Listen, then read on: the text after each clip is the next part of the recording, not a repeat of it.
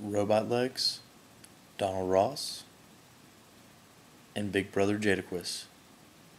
These stories and more after this message from our sponsor. Gosh, Rob, you stink. Oh, that's probably because I haven't put on my degree deodorant this morning. How's that? That's a lot better. Degree deodorant. By a minute. The Pines Cup was recently able to catch up with Brad Shin out in Phoenix, Arizona, and we asked him, Brad, if you win the Pines Cup, what would your biggest purchase be following the win? Well, hello. Yes, this is a picture of the Wonder Years behind me. The question I've been asked is, if you win the Pines Cup, what would be your first major purchase? Well, when I win the Pines Cup, I intend to buy robot legs. It's a risky procedure, but it'll be worth it. If not that, probably a lifetime supply of Gold Bond. After 5 rounds of golf in the Pines in September, I don't like my chances. Thank you, Brad, for taking time out of your busy day to answer our question. We appreciate it and wish you the best of luck this weekend in the Pines Cup. We also hope that you do not have any chafage. Thanks, Brad. As you can tell, the scenery behind me has changed. This is because the First Lady of the Pines Cup wanted to watch an episode of Friends on the TV upstairs. Our next story takes us out to a basketball court in the heart of the troubled area of Charlotte, North Carolina. This local area has been troubled, and the children are having a hard time going to class and having somebody to look out for them. Leave it to Jadaquist to step up and not just be a big brother to one kid, but to do it for 6. As you can see here, Jadaquist is helping these young children learn the game of basketball. And it makes sense as to why Jadaquist has been named lover of all people. This is not the first time Jadaquist has been a big brother. We were able to obtain some footage of Jadaquist and a former little brother. This picture of Jadaquist with one of his former little brothers shows how happy he is and satisfied this young man was able to grow up and obtain a nice job on a cruise ship. We'll be right back after another message from one of our sponsors. Cheerwine, official soft drink of the TPC.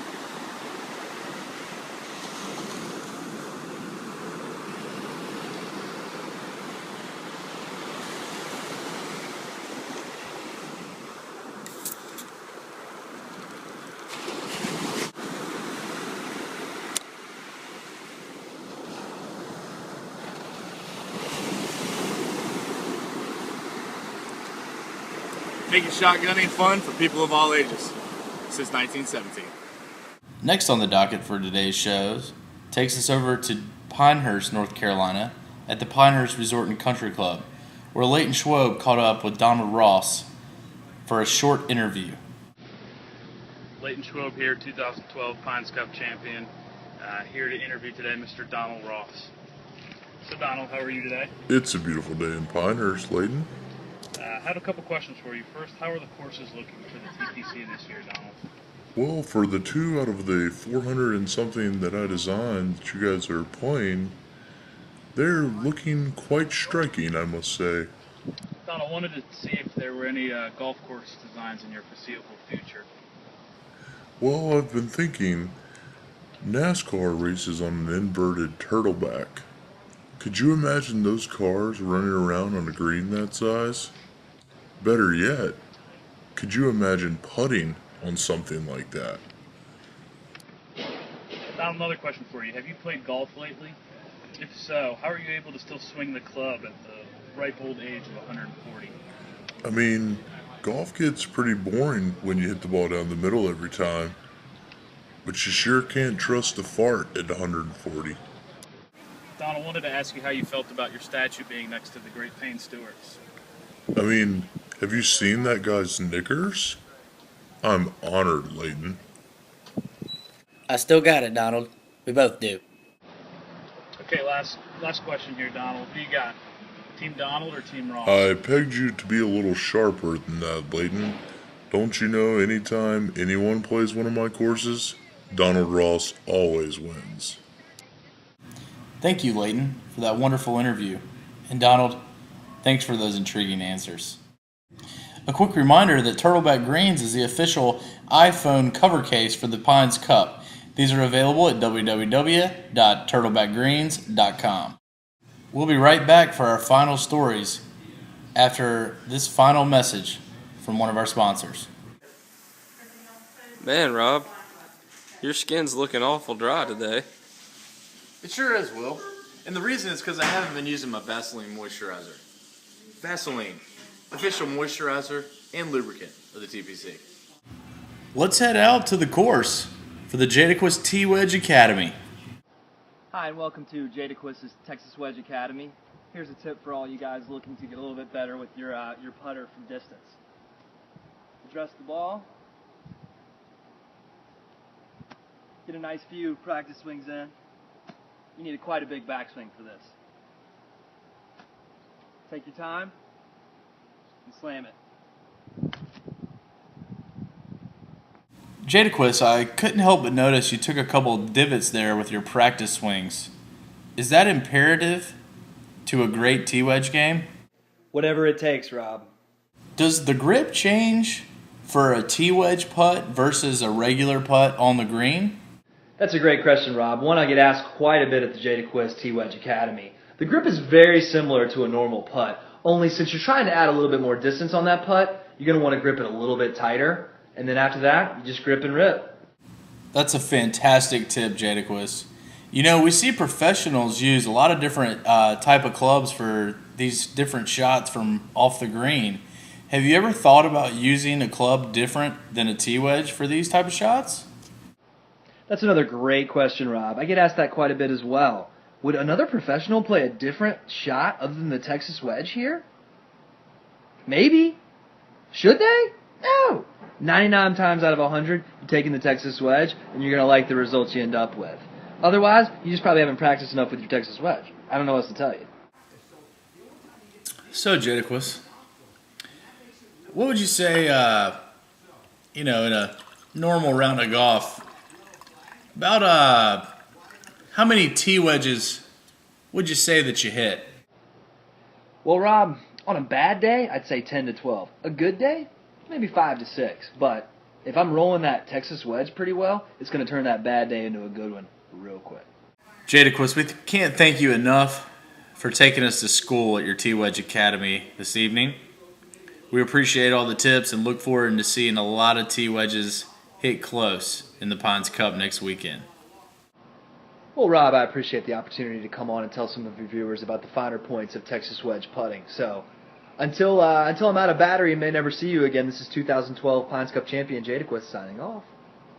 We're not sure what it is, but apparently every time Jadaquist gets together with his family, his phone is close to running out of battery, and we worry about where he may end up laying on the side of the corner tonight.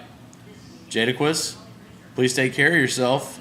The Pines Cup is next week, and we wish you the best of luck. Leighton Schwob sent us a screenshot from a conversation he had with the Pines Cup trophy. Apparently, the trophy was with Jadaquist in Sunset Beach when we reported last episode that he was stranded in Sunset Beach. Let's take a look at that screenshot now and take a look at that exchange. As you can tell, the Pines Cup trophy is quite frustrated that Jadaquist is drunk and left him stranded. Leighton has not seen the trophy in quite a long time, wondering where he is. Apparently he's stranded. What the hell? Screw this. Do I need to handle this? Leighton, of course, being the nice guy that he is, says he will come get him, just needs to know where he is. And once again, a familiar sight, stranded, Sunset Beach at 880 Great Egret Circle. Unfortunately, that was the last time we have seen or heard from the Pines Cup trophy. Let's move on to the next segment. As a follow-up to the Jadaquist T-Wedge Academy this evening, we have a little segment where we were able to catch up with some of his close friends in Charlotte, North Carolina, and ask them a few questions while he wasn't around to get a little more inside the head and mind of Jadaquis. With that said, let's go ahead and check out the interview. Robert Carpenter here, 2011 Pines Cup champion. We got an interview with a couple of friends of Jadaquis. Let's get started. What is it like hanging out with someone that is in the public eye so much, a future and former Pines Cup champion undoubtedly, and son of the former mayor Frank Quiss in Southern Pines, North Carolina? Do you ever get tired of the paparazzi? Thanks, Rob. That's a really great question. You know, at first I really didn't think I was going to be able to handle the paparazzi, but now I'm really, really starting to embrace it. And they actually follow me around on my own a little bit now, too, and they scream, Jadaquis, Jadaquis, and really, really like it. Such thoughtful and amazing parents. We've seen Jadaquis take things way too seriously before. Can you give us some examples of his softer side? Jadaquis also is a pet rescuer. Exhibit A, the fish. He got this for me for my birthday. I named him Herbie. We like to call him Herbie Who, kind of like Randy Roo. Exhibit B, energy drinks. Jadaquis often tells Myrta that he is out around her area on meetings, which is way far away from his work, and he brings her energy drinks, 2 at a time.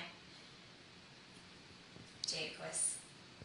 Okay, Shelly, while we've got you answering questions, Jadaquis is notorious for never marking his ball in the correct spot. Have you or Meredith ever had any conversations with him about this? While Myrta has no comment on Randy marking his balls in the correct spot, I, however, give Randy lots of advice about where to put his balls. I don't think that he's practicing that, though, so I think that we need to continue to have those conversations. Meredith, this question is for you. Are you concerned at all about Jadaquis' longevity in the game of golf because of how he rubs his hands together like this so much? You know, Rob, that is something that I've really started to grow really concerned about here recently. I really want to see him have a long life of playing golf, and so I've proposed the idea of actually getting manicures together. He still hasn't taken me up on the offer, but I'm really hoping that he wants to soon. Meredith, could you also help explain to us why Jadaquis uses his kitchen as not only a cooking station, but a dresser? You know, the only explanation I have for that is that the paparazzi, they really do creep through his windows, and so he gets home and decides to change in the kitchen every single day, and now his counter is a closet. Don't know what to do about it. For the last question of this interview, we took to Twitter, and the Pines Cup tweeted out, "What would you like these girls to answer about Jadaquis?" And the number one question that came back was, if Jadaquis walked into a room and saw a girl peeing in the corner, what would his reaction be? And we go to Shelly for that reaction right now. Funny you should ask that question, Rob, because I was actually peeing in the corner one time and Jadaquis walked in, and he called me Henry. Do I look like a dog? Cheers to you, Jadaquis. To the 2013 Pine Cup champion. No, Shelly, you don't look like a dog, and Sandy O'Gorman says hello. Thanks for the toast to Jadaquis, although I am still a little confused about what the Pine Cup is. We will be competing for the Pines Cup this weekend, but Jadaquis, congratulations on them toasting you for the Pine Cup. Apparently it's a singular version of the Pines Cup. Look forward to seeing everyone on Friday night at the pairings party, where we will be unveiling all the matchups, courses, tee times, and eating some pizza from either Bob's or Vito's. Typical night in Southern Pines. We'll also have a couple surprises for you. Look forward to seeing everyone, and good luck. Safe travels.